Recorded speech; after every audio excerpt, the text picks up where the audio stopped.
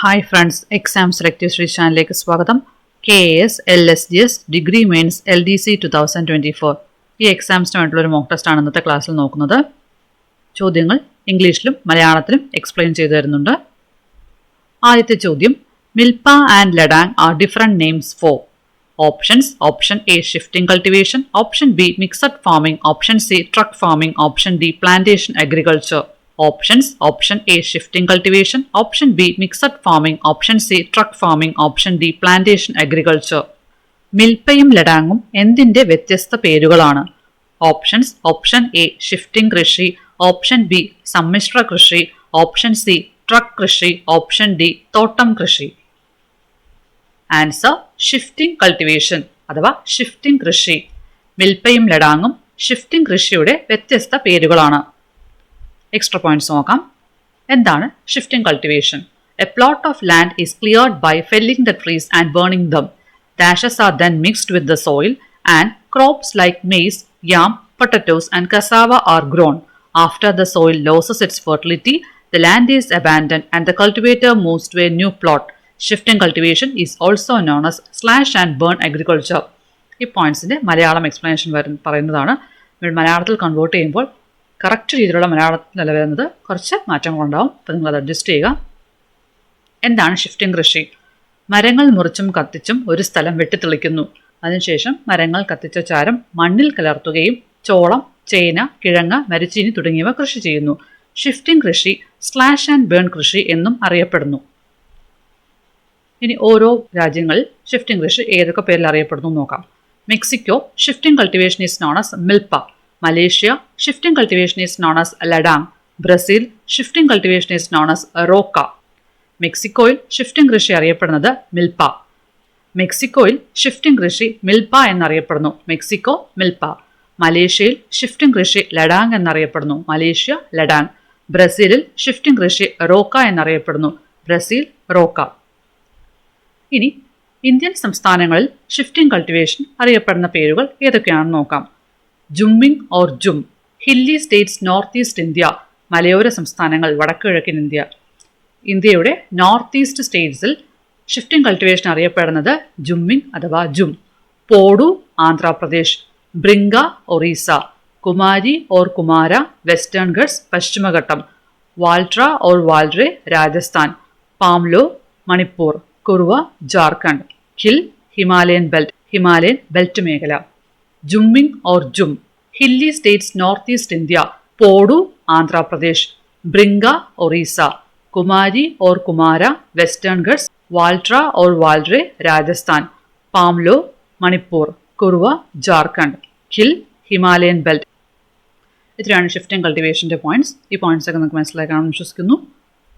അടുത്ത ചോദ്യം, in 1911 who among the following introduced a bill in the Imperial Legislative Council for introduction of compulsory and free primary education in India? Options: Option A Dadabhai Navroji, Option B Bal Gangadhar Tilak, Option C Sir Harcourt Butler, Option D Gopalakrishna Gokhale.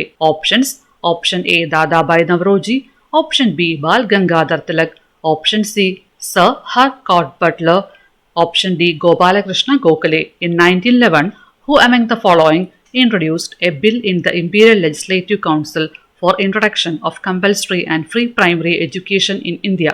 1911 താഴെ പറയുന്നവരിൽ ആരാണ് ഇന്ത്യയിൽ നിർബന്ധിതവും സൗജന്യവുമായ പ്രാഥമിക വിദ്യാഭ്യാസം ഏർപ്പെടുത്തുന്നതിനുള്ള bill imperial legislative council അവതരിപ്പിച്ചത്? 1911 താഴെ പറയുന്നവരിൽ ആരാണ് ഇന്ത്യയിൽ നിർബന്ധിതവും സൗജന്യവുമായ പ്രാഥമിക വിദ്യാഭ്യാസം ഏർപ്പെടുത്തുന്നതിനുള്ള ബിൽ ഇമ്പീരിയൽ ലെജിസ്ലേറ്റീവ് കൗൺസിലിൽ അവതരിപ്പിച്ചത്? Options: option A Dadabhai Naoroji, option B Balagangadhara Tilak, option C sir Harcourt Butler, option D Gopalakrishna Gokhale. 1911 താഴെ പറയുന്നവരിൽ ആരാണ് ഇന്ത്യയിൽ നിർബന്ധിതവും സൗജന്യവുമായ പ്രാഥമിക വിദ്യാഭ്യാസം ഏർപ്പെടുത്തുന്നതിനുള്ള ബിൽ ഇമ്പീരിയൽ ലെജിസ്ലേറ്റീവ് കൗൺസിലിൽ അവതരിപ്പിച്ചത്? ആൻസർ: ഗോപാലകൃഷ്ണ ഗോഖലെ. ഗോപാലകൃഷ്ണ ഗോഖലെയെക്കുറിച്ചുള്ള പോയിന്റ്സ് നോക്കാം. In 1866, 9 May, born in Bombay. In 1889, became a member of the Indian National Congress. Justice Mahadeva Govinda Ranade named him as the protege son, Manasputra of Justice Mahadeva Govinda Ranade.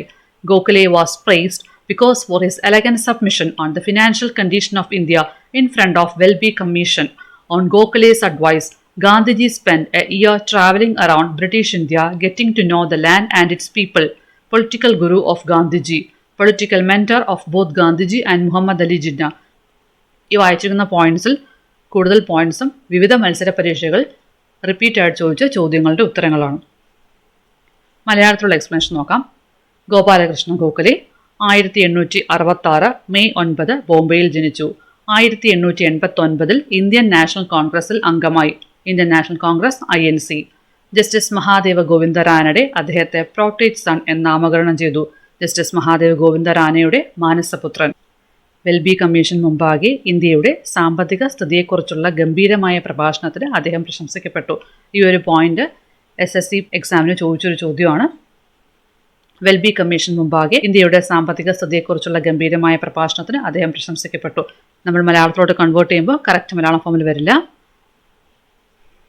ഗോഖലെയുടെ ഉപദേശപ്രകാരം നാടിനെയും അവിടുത്തെ ജനങ്ങളെയും കുറിച്ചറിയാൻ ഗാന്ധിജി ഒരു വർഷം British ഇന്ത്യയിൽ ചുറ്റി സഞ്ചരിച്ചു. ഗാന്ധിജിയുടെ രാഷ്ട്രീയ ഗുരു ഗോപാലകൃഷ്ണ ഗോഖലെ. ഗാന്ധിജിയുടെയും മുഹമ്മദ് അലി ജിന്നയുടെയും രാഷ്ട്രീയ ഉപദേഷ്ടാവ്. ഗാന്ധിജിയുടെയും മുഹമ്മദ് അലി ജിന്നയുടെയും രാഷ്ട്രീയ ഉപദേഷ്ടാവ് ഗോപാലകൃഷ്ണ ഗോഖലെ. അടുത്ത ചോദ്യം. The Luhri hydroelectric power project is being constructed on which river? Options: Option A Satluj, Option B Beas, Option C Ravi, Option D Chenab. ലുഹ്രി ജലവൈദ്യുത പദ്ധതി ഏത് നദിയിലാണ് നിർമ്മിക്കുന്നത്? Options: option A Sutlej, option B Beas, option C Ravi, option D Chenab. Luhri ജലവൈദ്യുത പദ്ധതി ഏത് നദിയിലാണ് നിർമ്മിക്കുന്നത്? ആൻസർ സത്ലജ്. എക്സ്ട്രാ പോയിന്റ്സ് നോക്കാം. The Luhri Stage 1 hydroelectric project is being developed on the Satluj River in the village of Nirath in the Shimla and Kulu districts of Himachal Pradesh. Himachal പ്രദേശിലെ ഷില, കുളു ജില്ലകളിലെ നിരത് ഗ്രാമത്തിൽ Sutlej നദിയിലാണ് ലുഹ്രി stage 1 ജലവൈദ്യുത പദ്ധതി വികസിപ്പിക്കുന്നത്. Important point. ലുഹ്രി സ്റ്റേജ് 1 ജലവൈദ്യുത പദ്ധതി സത്ലജ് നദി, സ്റ്റേറ്റ് ഹിമാചൽ പ്രദേശ്. ജലവൈദ്യുത നിലയം ഹൈഡ്രോ ഇലക്ട്രിക് പവർ പ്ലാന്റ് ഏത് നദിയിൽ, സംസ്ഥാനത്ത് അല്ലെങ്കിൽ ഏത് യൂണിയൻ ടെറിട്ടറിയിലാണെന്ന് നോക്കാം. ബക്രാനങ്കൽ ജലവൈദ്യുത നിലയം, Bhakra Nangal hydro electric power plant. River അല്ലെങ്കിൽ നദി സത്ലജ്, സംസ്ഥാനം ഹിമാചൽ പ്രദേശ്.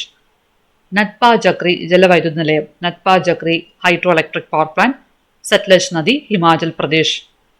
സലാൽ ജലവൈദ്യുത നിലയം, Salal hydro electric power plant, നദി Chenab, union territory Jammu and Kashmir. അടുത്ത ചോദ്യം. Which one of the following statement about the Vice President of India is not correct?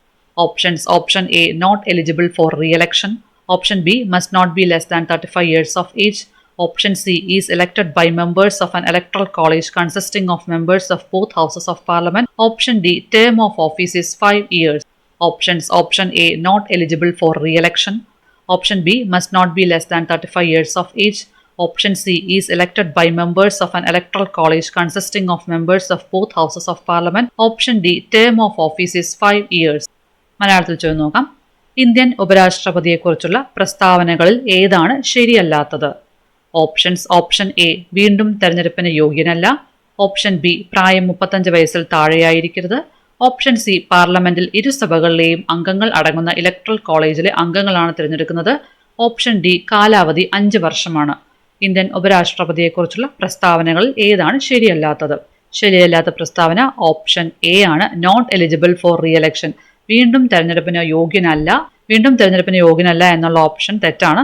ബാക്കി 3 ഓപ്ഷൻസും കറക്റ്റാണ്. പ്രായം 35 വയസ്സിൽ താഴെയായിരിക്കരുത്, പാർലമെന്റിൽ ഇരുസഭകളിലെ അംഗങ്ങൾ അടങ്ങുന്ന ഇലക്ട്രൽ കോളേജിലെ അംഗങ്ങളാണ് തിരഞ്ഞെടുക്കുന്നത്, കാലാവധി 5 വർഷമാണ്. ഇവിടെ തെറ്റായിട്ടുള്ള പ്രസ്താവന അല്ലെങ്കിൽ ശരിയല്ലാത്ത പ്രസ്താവന വീണ്ടും തെരഞ്ഞെടുപ്പിന് യോഗ്യനല്ല എന്ന പ്രസ്താവനയാണ്. ഉപരാഷ്ട്രപതിയെക്കുറിച്ചുള്ള എക്സ്ട്രാ പോയിന്റ്സ് നോക്കാം. The Vice President is elected for 5 years. The Vice President may be removed from his office by a resolution of the Rajya Sabha passed by a majority and agreed by the Lok Sabha. The Vice President acts as the ex officio chairman of the Rajya Sabha and takes over the office of the president when there is a vacancy by reasons of death, resignation, removal by impeachment, or otherwise. The vice president acts as the president only until a new president is elected. Election method is similar to that of the president. The only difference is that members of state legislatures are not part of the electoral college. മലയാളത്തിലുള്ള points നോക്കാം. 5 വർഷത്തേക്കാണ് ഉപരാഷ്ട്രപതിയെ തെരഞ്ഞെടുക്കുന്നത്. രാജ്യസഭയിൽ ഭൂരിപക്ഷത്തോടെ പാസാക്കി ലോക്സഭ അംഗീകരിച്ച പ്രമേയത്തിലൂടെ ഉപരാഷ്ട്രപതിയെ അദ്ദേഹത്തിന്റെ ഓഫീസിൽ നിന്ന് പുറത്താക്കാം. രാജ്യസഭയുടെ എക്സ് ഒഫീഷ്യോ ചെയർമാൻ. മരണം, രാജി, ഇംപീച്ച്മെന്റ് അല്ലെങ്കിൽ മറ്റെന്തെങ്കിലും കാരണങ്ങളാൽ രാഷ്ട്രപതിയുടെ ഒഴിവുണ്ടാകുമ്പോൾ ഉപരാഷ്ട്രപതി രാഷ്ട്രപതിയുടെ സ്ഥാനം ഏറ്റെടുക്കുന്നു. പുതിയ രാഷ്ട്രപതിയെ തിരഞ്ഞെടുക്കുന്നവരെ മാത്രമേ ഉപരാഷ്ട്രപതി രാഷ്ട്രപതിയായി പ്രവർത്തിക്കൂ. തിരഞ്ഞെടുപ്പ് രാഷ്ട്രപതിയുടെ തുല്യമാണ്. ഒരേ ഒരു വ്യത്യാസം, സംസ്ഥാന നിയമസഭകളിലെ അംഗങ്ങൾ ഇലക്ട്രൽ കോളേജിന്റെ ഭാഗമല്ല എന്നതാണ്. ഇത് ഇമ്പോർട്ടൻറ്റ് പോയിന്റ് ആണ്. രാഷ്ട്രപതിയുടെ തിരഞ്ഞെടുപ്പിന് ലോക്സഭാ മെമ്പേഴ്സ്, രാജ്യസഭാ മെമ്പർ, സംസ്ഥാന നിയമസഭകളിലെ അംഗങ്ങളുമുണ്ട്. എന്നാൽ ഉപരാഷ്ട്രപതിയുടെ തിരഞ്ഞെടുപ്പിന് ലോക്സഭയിലെയും രാജ്യസഭയിലെയും അംഗങ്ങൾ മാത്രമാണുള്ളത്. ഈ ഒരു ഡിഫറൻസ് ഇമ്പോർട്ടൻറ്റ് ഡിഫറൻസ് ആണ്.